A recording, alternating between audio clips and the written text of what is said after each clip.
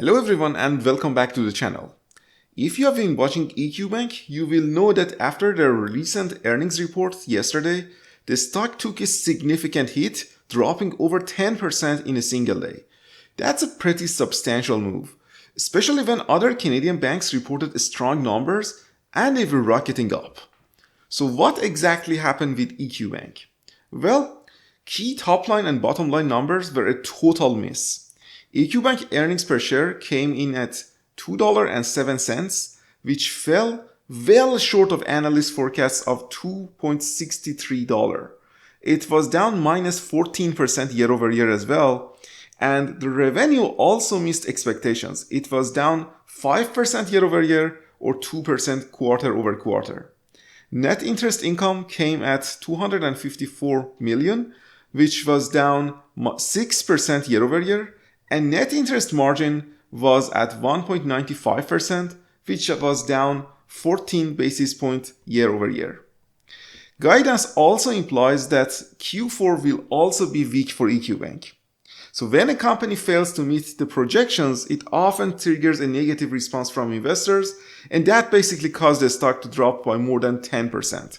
Now, what factors contributed to this huge miss on margins, revenue, net interest income, and EPS? The miss was the result of lower revenues, higher expenses, and higher PCLs, which is provisions for credit losses. For margin compression, it basically came from two main sources. The first contributor was a huge wave of deposits where EQB offered a relatively competitive yields on those deposits. I think this one should be resolved in future quarters, as EQB has already cut high interest saving account rates, which should recover some margin performance in future quarters. The second contributor was lower yields on newly originated commercial loans compared to paydowns or maturities. EQB was a little bit behind big banks in terms of provisions for credit losses. They had to put aside more mortgage provisions this quarter. Total PCLs were 15% above the forecast. This period was basically the second consecutive quarter of EQB catch-up provisions on previously impaired mortgages, where either the asset value has declined substantially or the resolution times are taking much longer. So when big banks increased their PCLs in the last couple of quarters, this quarter they saw basically a relief in PCLs. EQB has opposite trend. They just started to substantially increase their PCLs, and that's one of the core contributors to this underperformance in key numbers by EQB. On the positive side, they continue to show a strong customer growth, with EQB customers increasing 21% year over year to over 586,000 customers. Total asset under management is $137 billion, which is up 9% year over year or 2% quarter over quarter. Book value per share is now close to $82.3, which is up 9% year over year or 2% quarter over quarter. And finally, they increased their dividend again, this time to 55 cents per share, which is a growth of 17% year over year or 4% quarter over quarter.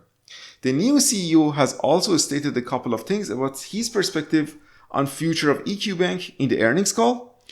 He said, "I'm completely focused on returning to growth." He then talked about the strategic direction of EQB. In the meantime, let me clear about a few key priorities. At EQB, our focus is and will remain here in Canada, where there is still so much to do and some opportunities to grow. We will not become distracted by other markets. He then continued, "What you can expect is more of what is consistently propelled EQB to material growth and leading long-term total shareholder returns, but with a refined focus, including three key areas. One, our challenger at a scale. We will continue to do what we do best. This includes being exceptional lenders to Canadian families and businesses owned by our deeply valued brokers and partners and our top position in the segments where we lend. We intend to pull further ahead with our winning position by investing to strengthen our competitive advantages. Two, challenger to its full growth potential. This will include executing on our diversification and expansion strategies and payment wealth and our digital platform. And three, challenger to its greatest capabilities and purpose. We will invest in AI enablements to build with scale. What I can understand from this statement is that the new CEO will continue to focus on Canadian market, where I think they still have a long runway to take market share from other big six banks in Canada. They continue to focus on being the top alternative lender to serve customers with unconventional carriers and small businesses where big banks usually underserve this segment of the market. He also seems to be more concerned about the growth of their digital platform, which I honestly think needs more innovation to stay competitive. Okay, so I discussed the numbers and the earnings call, but what is my take on EQ Bank earnings and what I would do with my shares? I honestly think EQ Bank stock price is already priced in bad numbers in the next quarterly results and slower growth in the future. The stock book value is 83 Canadian dollar and the current share price is around 89 Canadian dollar. So the stock literally trading close to its book value, and it is highly unlikely that the stock goes below its book value. So for me, downside risk is extremely limited here in my opinion. Unless you think EQ Bank will continue to lose market share, I think the stock has a nice downside protection at these levels.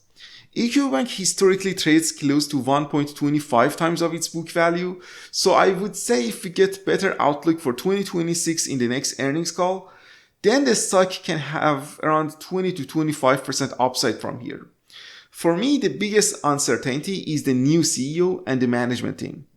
I was confident with Andrew Moore, but I don't really know this new CEO and how he will allocate capital. I will give the new CEO 2 quarters and assess the situation of the company afterwards. So for me, EQ Bank at the moment is a hold. There are some uncertainties about the future of the business, but the downside risk is very limited here. So I will hold my shares and reassess the situation after the next 2 earnings report. That's it for this video. Thank you for watching, and I see you guys in the next video. Farewell.